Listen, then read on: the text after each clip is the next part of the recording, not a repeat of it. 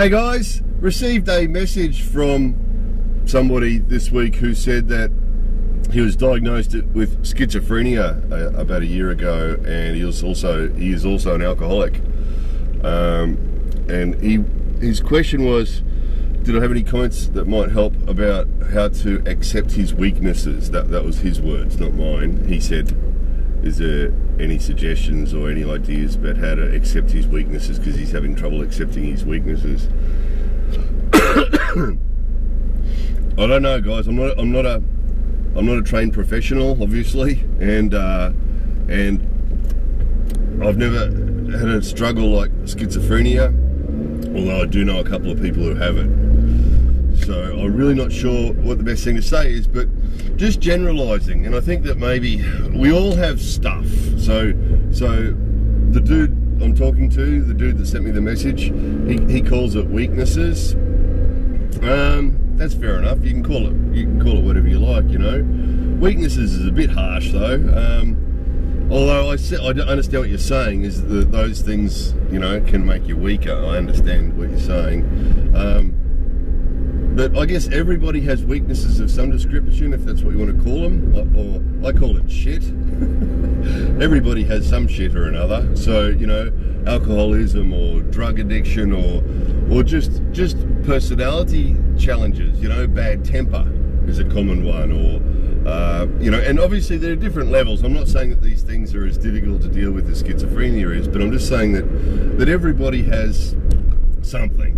You know, even if you see some dude who's got lots of money and he's been brought up with some really rich family, and, you know, his father handed him some really flash job and everything's been given. He's a handsome dude with a beautiful girlfriend, and that dude will have some shit, you know, because often having a life like that can bring its own shit. He can end up feeling like he hasn't achieved anything for himself, and, you know, there's always, everybody's got something. There wouldn't be a person watching this video who doesn't have some issue that they'd like to be able to wave away with a magic wand, you know, take some magic pill and have it disappear. Everybody's got something, you know. So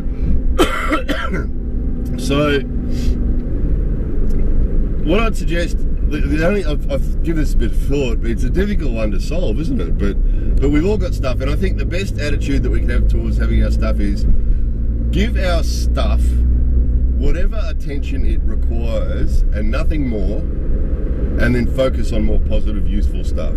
So in other words, to my friend here, I'm saying, you know, schizophrenia obviously requires management, and I'd be guessing that you probably take some sort of medication, and you probably have some systems in place for when if you have problems, you know, if you start to hear voices and things, and you know, I assume that you have some systems in place for how to cope with the schizophrenia, you know, and obviously that needs to be given a certain amount of attention. So obviously, you know, you need to make sure that if you're supposed to take medication, you need to make sure that you take your medication when you're supposed to take it, and don't miss any. And then coping mechanisms for other things too. If you start to hear voices, you know, what do? Do you have a professional that you contact, or do you have a family member that you contact, or is there somebody in your life that you contact when you got those problems? And just coping strategies or management strategies for our shit, whatever our shit is. So in your case with your schizophrenia, you know, that you'd have I assume there'd be a whole lots of different things with your medication and support people and things, and, you know, whatever it is that you do to cope, and whatever you've found the best. And of course these things can change, you know. Maybe you had a strategy that you used last year, and this year you're using a slightly different strategy, and maybe next year you'll find out a better strategy that you can use that's more effective. And obviously those strategies will change, but at any given time you'll have a set of strategies to deal with your schizophrenia, and that slowly those strategies will improve, and you'll have a set of strategies to deal with your alcoholism, I assume. So, you know, things like avoiding situations, I imagine, would be, you know, I've never had a problem with alcohol, but I think schizophrenia, alcoholism, drug addiction, all those things are just a straight DNA thing. You know, I'm totally convinced, because I've seen so many examples of this. You know, I can drink and then not drink again for a year and don't care. You know, if I have one cigarette, I haven't had a cigarette for a couple of years, but if I have one cigarette, I'll be smoking 50 cigarettes a day by tomorrow. because that's my DNA flaw. Is if I have one cigarette, I'm screwed, and I'll have 50 tomorrow, and then I'll be hooked again. It'll take me years to stop again. So I just cannot have a cigarette, you know. And I've got a friend who's the same with alcohol.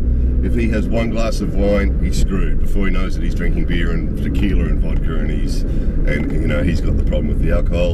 I know another guy that, you know, a bunch of people all sat around about 10 years ago and were taking speed and ecstasy, and those guys don't do it anymore. And there was one guy in the group who started taking it at the same time as everybody else, and everybody else has given it up and doesn't do it anymore, and he's a full-on addict and his life's gone down the toilet. So it seems to be just a random thing with the DNA, which weakness you happen to get, or which difficulty you happen to get, which problem you happen to get, you know.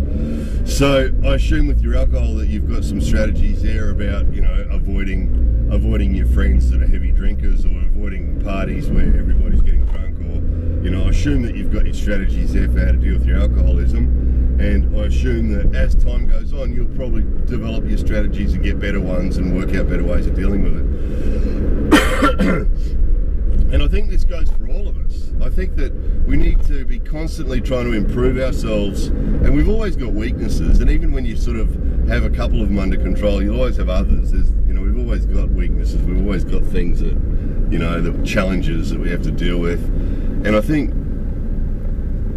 that the best thing to do is to address them. We can't ignore them. You can't ignore something like schizophrenia or drug addiction, or you can't ignore stuff like that because it won't go away. But I think what we need to do is we have to have coping strategies to how to deal with them, and that certain rules in our lives, make rules for ourselves in our lives about what we will let ourselves do and what we won't let ourselves do, keeping in mind our difficulties, you know, so that, you know, we don't want to end up I don't want to end up in a room full of heavy smokers. You know, you don't want to end up in a room full of people getting really, really drunk, I assume. So we have to have some sort of guidelines for our lives to fit in with our goings on. But other than that, I think we should focus on going forward. So your question was how to accept your weaknesses. Well, accept them or not, dude, we've got them. You know, it's not really a question of, I understood what you mean. I do understand what you mean about accepting. I do understand what you mean. You'd be struggling with it and telling yourself that, you know, I don't know what you'd be telling yourself, but I do understand what you mean. Look, we've all got them. We've all got different ones, you know, and some people feel that theirs are a little bit more difficult than other people's. That's true, but there'll be people that have got more difficult ones than you. You know, things like schizophrenia, you know, we can manage that. And alcoholism, we can manage that. There's a lot of people that have shit that they can't manage. Terminal shit, you know. So people lying around in hospital beds, dying of some advanced form of cancer, and there's nothing they can do. And that's, you know, that's some shit, isn't it? Compared to the shit that a lot of the rest of us have got, that's you know, that makes our shit look pretty mild, doesn't it?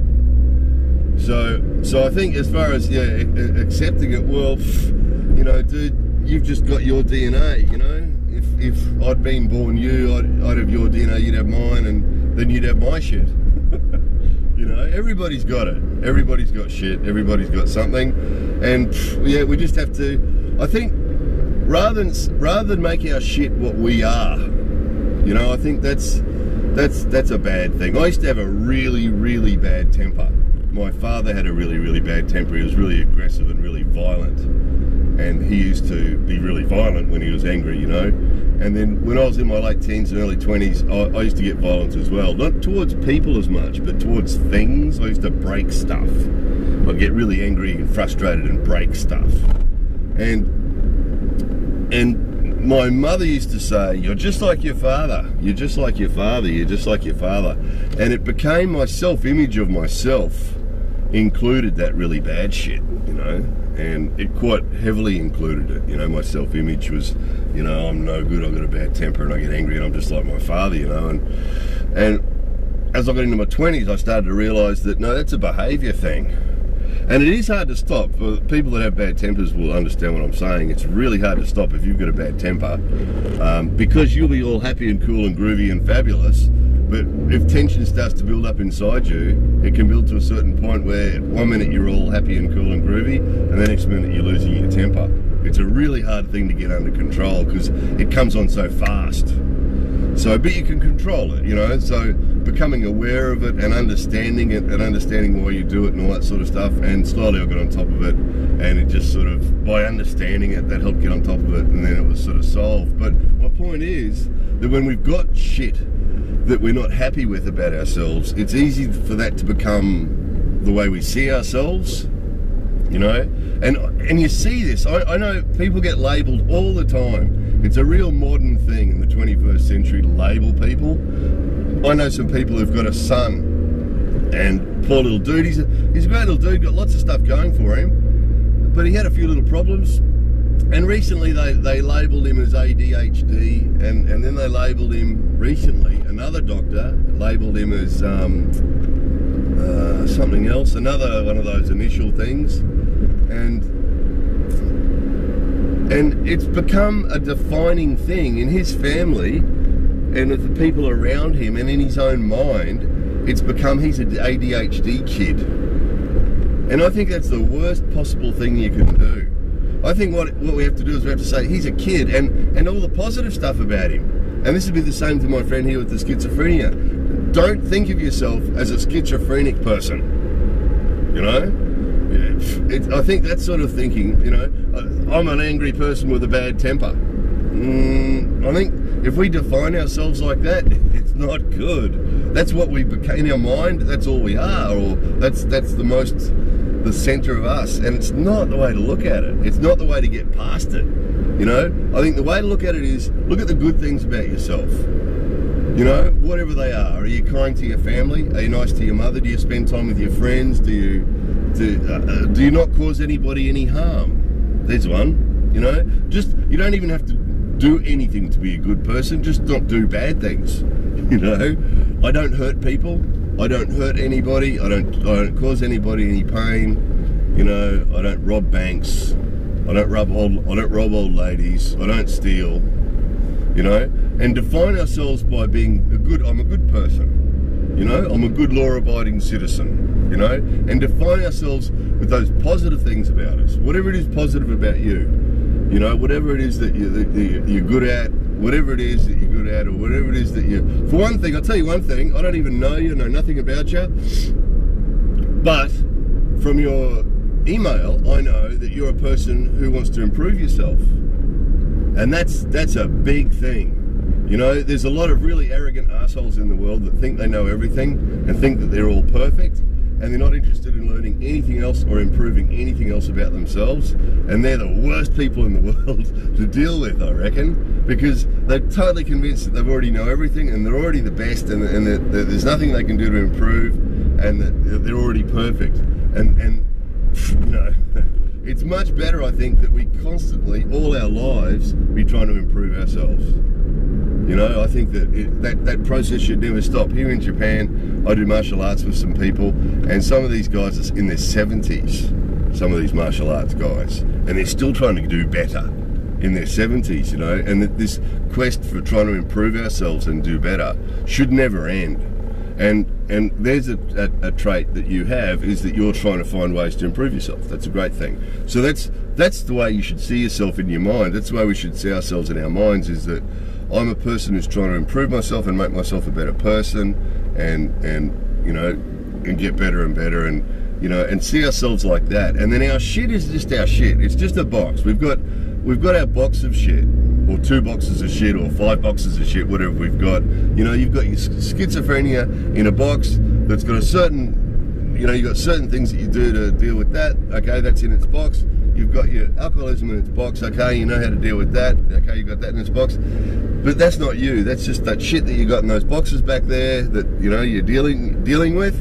And you are this person here that's moving forward with improving yourself and being a positive person and looking at life, you know. And I think that's the way to do it. So as far as accepting these problems, yeah, we got them. We've all got them. Okay, accept that. We've got that. you don't have to accept that it's you though. It's just something that you got. It's just your boxes of shit. There's your boxes of shit back there. Everybody's got them, you know?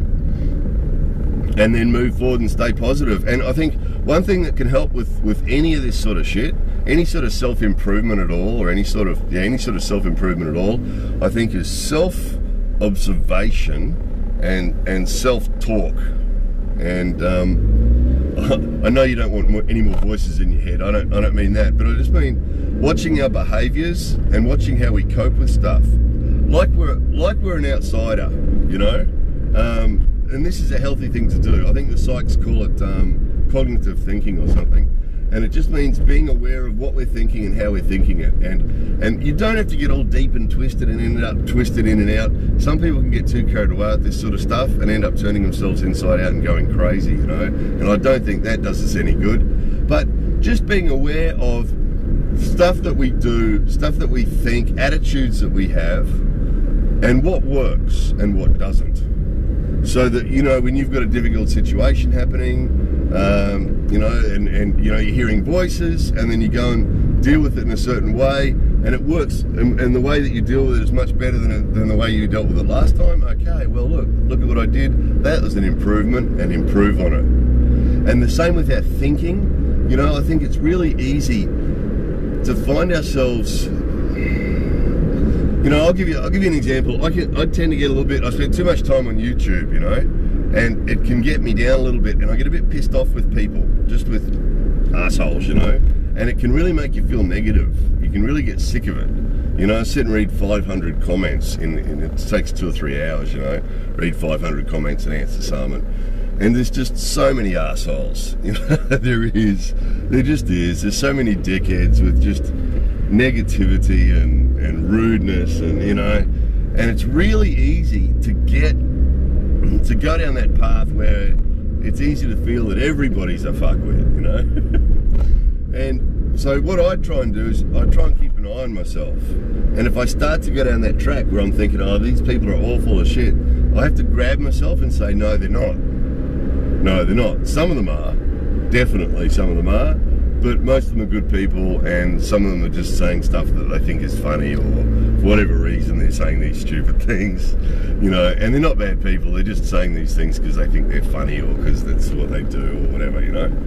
And so it's a consciously thinking about, or noticing what we're thinking, noticing how we're behaving, noticing what we're thinking. So if you find yourself in a negative place in your head, then you need to pull yourself out of it, and you know what you can do to make yourself better, feel better, you know. So there'll be some things that, you know, if you're reading the novel, or if you're playing the video game, or if you're walking in the park or riding your bicycle or whatever, that you know that when you do that you feel more positive, well, go and do that.